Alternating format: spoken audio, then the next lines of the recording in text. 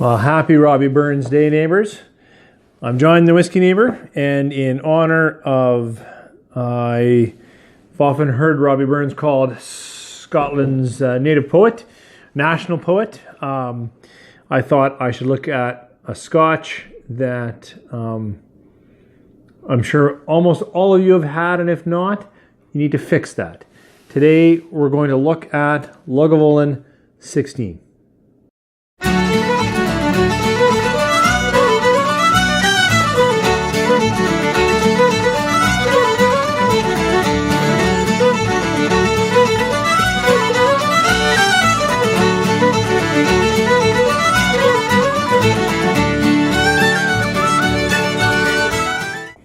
Welcome back, neighbors. As I said in the short intro, I want to take a look at Lagavulin 16. I thought on Robbie Burns Day it'd be nice to do what I think is just a classic Scotch. Lagavulin is an Islay. It's bottled at the Lagavulin Distillery in Port Ellen on the Isle of Islay. It's been aged for 16 years in ex-bourbon barrels. Beyond that, I actually don't know much about their casking, and I should, because it is actually a favorite Scotch of mine, and it's always nice to know a little more about what you like to drink. Bottle at 43%. Not sure what else I can say about it. It is definitely a peated Scotch.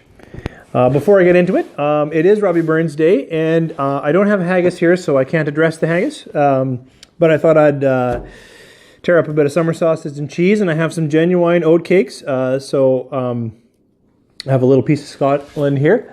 But I wanted to say the Thanksgiving that's commonly said, but I knew that I'd mess it up, so I thought I didn't even really want to read it. But I thought it was kind of cool. It was kind of just, some folks have meat, but they can't eat, and some can eat and want it. But we have meat and we can eat.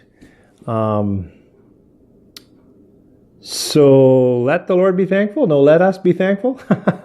Anyways, I am very thankful. I'm in a blessed place. And on this day, I hope many of you are with friends. In fact, after I shoot this, I am off to go out for the evening. But I thought I would shoot this and put this out there to just sort of say happy Robbie Burns Day. Getting back to the drink at hand, though. This is Lagavulin 16. And if you've never had Lagavulin 16 but like Pete, it's got to be on your list. Oh, this has been sitting in the glass for about 15 minutes. Oh, and it's been long enough that when you first pour it, you're going to be hit with smoke and peat. That's definitely here.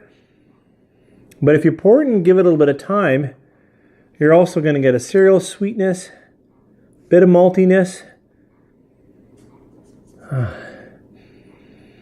It's gentle in that there's no alcohol washing over you. No, it's got an inviting nose, except for that it does have those strong smoky characteristics. Yeah, and there's still a little bit of Creole or that,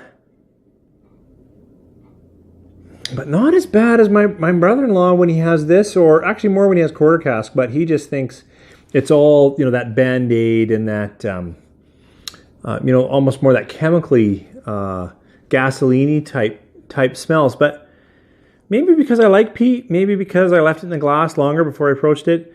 But for me, it's more well put together. Give it a taste.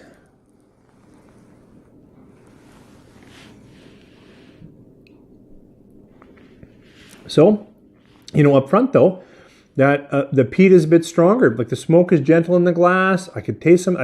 Catch some of that sweetness. Now when I have a bit of a sip, the front of the tongue, draws it in. What is this? Then there's peat, and there's a little bit of bite along the edge of the palate going down.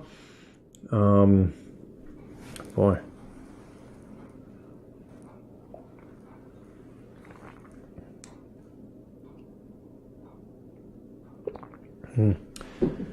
I find Lagavulin 16 just well put together.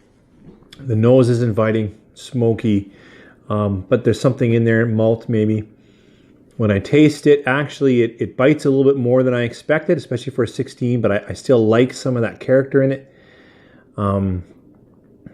Peat is up front. And then in the finish, then I can get, an oak. Actually, oak is there just about all the time. Some charred oak. Maybe a cherry wood. Maybe. But really, I find this is all about that inviting smoky nose, the character of peat, a balanced sweetness, a cereal sweetness, a honey sweetness, but mild. It's not very sweet. And the finish is long. It's the kind of finish that you'll be talking about for a while. It's just good stuff. Lagavulin 16 for me is, I don't know how they do it in the sense that I've watched Scotch continue to go up in price. And Lagavulin's gone up over the past couple of years, but not at the rate of others.